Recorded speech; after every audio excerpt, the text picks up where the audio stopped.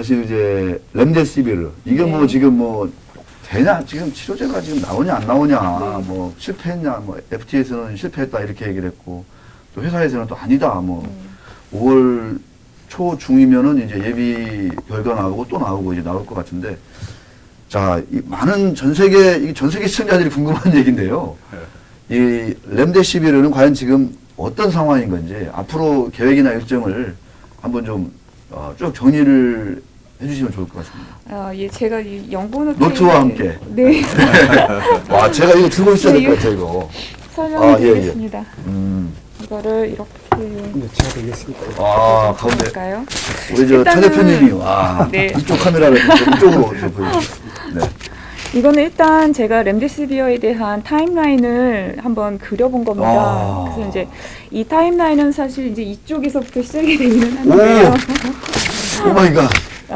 올해 1월에 이제 중국 쪽에 렘데시비어가 이제 공급이 된 그 임상 관련해서부터 이제 스토리는 시작이 되고요. 2월 3일 날 그 NEJM에서 그 미국 환자가 치료됐던 그 사례에 대한 게 이제 나왔었고요.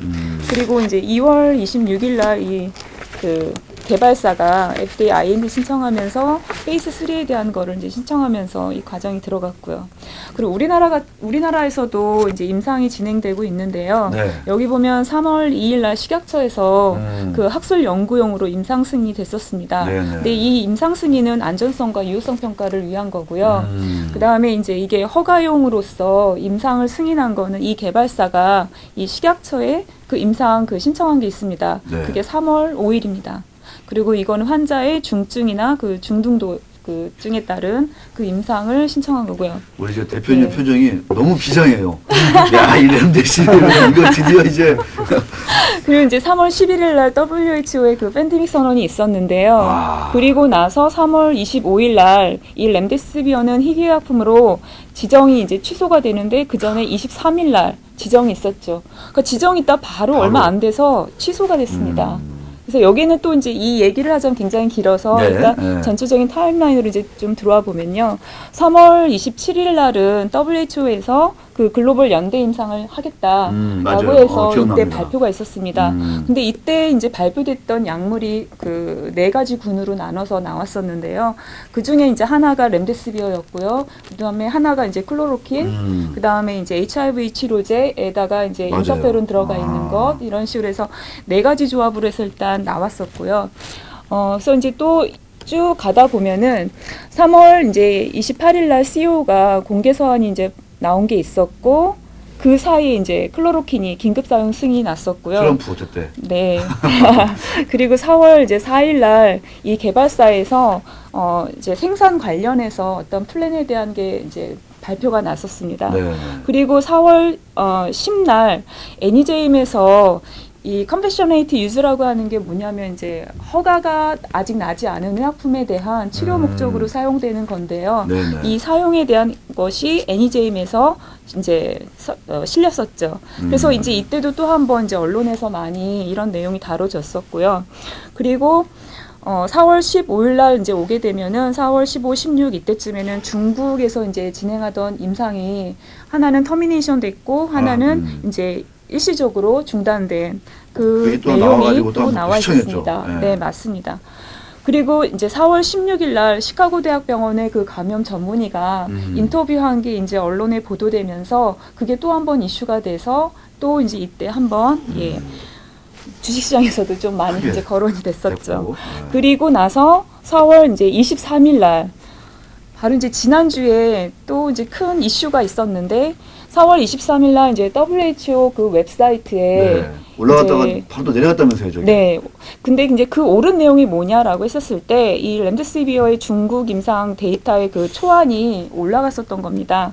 그래서 근데 이제 거기서 이제 좀 주목해서 이제 얘기가 됐던 게 이 아웃컴 결과가 네거티브 이러고 이제 나왔던 거예요. 이 웹사이트에. 그래서 이제 이걸로 관련해서 이제 이게 또 언론에 보도가 되다 보니까 전 세계 주식 시장이 또 한번 좀 시끄럽고요. 그리고 나서 그날 이제 같은 날 개발사에서 이 성명서를 발표를 했죠. 이런 거에 관련한 길모시기 개발사 있잖아요. 거기서 이제 반박을 했죠. 그래서 이제 이 렘데시비어 관련한 타임라인은 이런 식으로 일단 정리를 하시면 좀 될 것 같고요. 그럼 앞으로 이제 그렇죠. 모든 분들이 이제 또 나온다, 또 관심이 나와 있는 이거. 근데 여기에 이제 같이 설명돼야 될 부분이 있긴 한데 이 전장에 네, 보면은 이 전장에. 그 여기 이제 그 해당 개발사가 그 공개서한 그러니까 성명서에도 보면은 여기 내용을 참고로 해서 보시면 언제 임상 정식 임상에 대한 내용을 발표하겠다라고 발표할 거다. 해서 이걸 다 해놨어요. 그래서 이런 내용을 좀 참고로 하시면 좋고요. 5월 초에 뭐 예비 결과 나오고. 네, 그래서 그거를 5월 총정리를 중순에. 해서 제가 설명을 드리겠습니다. 이제 이거는 앞에서 이제 타임라인에 따른 렘데시비어의 상황이었고요. 여기는 이제 앞으로 발표될 내용이 어떻게 되어 있는가라는 겁니다. 그러면 이제 데이터 소스에 따라서 크게 이 렘데시비어 관련한 자료는 데이터는 5개로 크게 분류를 할 수가 있습니다. 첫 번째는 이 렘데시비어 이 개발사에서 진행한 아까 말씀드린 허가받진 않았지만 먼저 초기에 이렇게 좀 사용할 수 있게 허용된 그 프로그램으로 해서 사용된 게 이 NEJM에 발표된 것. 네. 그건 이미 발표됐죠. 4월 됐고. 10날 53명의 환자를 대상으로 해서 이 시비어한 환자에게 투여가 됐었습니다. 그리고 이제 이슈가 됐었던 중국에서의 임상이 있는데요. 이 차이나 두 번째인데요. 여기 보면 더블 블라인드 해서 그러니까 이중 맹검으로 위약 그 대상으로 해서 조절된 그 비교된 임상입니다. 그래서 여기서 보면은 이제 하나, 둘, 2-1, 2-2가 있는데요. 여기는 이제 하나는 증상이 중증인 시비어란 환자를 대상으로 한 거고, 그 다음에 밑에 보시면 마일드 모더레이트, 그러니까 경증이나 네. 예, 중등증 정도의 그 환자를 대상으로 한 임상이 돼 있는데 여기 보면 이제 지금은 아까 말씀드린 대로 하나는 터미네이션 돼 있고 하나는 이제 일단 중지되어 있는 그런 상황입니다. 그러면 이제 발표가 그래서 언제 난다는 거야라는 그렇죠. 거잖아요. 세 번째가 이 렘데시비어 개발사가 진행하고 있는 임상입니다. 그래서 여기 보시면은 이제 중증의 환자를 대상으로 해서 3-1이 하나가 있고 그 다음에 모더레이트 한 환자를 대상으로 해서 3-2가 있습니다. 근데 이 임상이 앞서 이제 4월 23일 날 그때 이슈가 됐었을 때 회사가 보도한 그러니까 올린 이 내용에 여기 보시면 이달 말에 this month, the end of this month 그래서 이달 말에 발표를 할 거야라는 얘기가 있습니다. 4월 말에. 그러면은 네. 지금 4월 말이잖아요. 그러니까요. 그러면 제 생각에는 오늘 밤이라도 부터 해서 이 개발사에서 관련한 임상 그 일단 저게 제일 중요하잖아요. 를 지금. 네, 나올 수 있습니다. 그래서 이제 여기서 보시면 이제 이 내용이 4월 23일 날 이 개발사가 얘기한 내용이기 때문에 이게 나올 수가 있고요. 오늘 저녁이라도 제 생각에는. 그리고 네 번째는 미국 국립보건원 그래서 이제 미국 국립 그 알러지 감염 연구소 이쪽에서 연구하고 있는 게 있는데요. 여기도 이제 더블 블라인드 플라시보 컨트롤로 돼 있어서 보시면은 지금 800명 이상 대상으로 하고 있고 5월 그 말쯤에 발표가 될 것이다라고 해서 회사에서 나온 정식 그 문서에는 이렇게 정리가 되어 있습니다. 네네. 그러면은 회사에서는 정식으로 이제 그 날짜를 5월 말로 했으니까 사실 조금 앞당겨진다면 네네. 그보다는 조금 더 일찍 나올 수도 있겠다라는 생각을 지금 하고 있고요. 예. 그다음에 이제 마지막으로는 그 나머지 다른 임상 그 시험에 관한 것들이 있는데요. 네. 앞서서도 얘기됐지만 WHO에 대한 임상 거기서 진행하고 있는 것들 기타 등등 해서 이 5번째로 이제 나머지 임상들을 좀 분류해 볼 수가 있고요.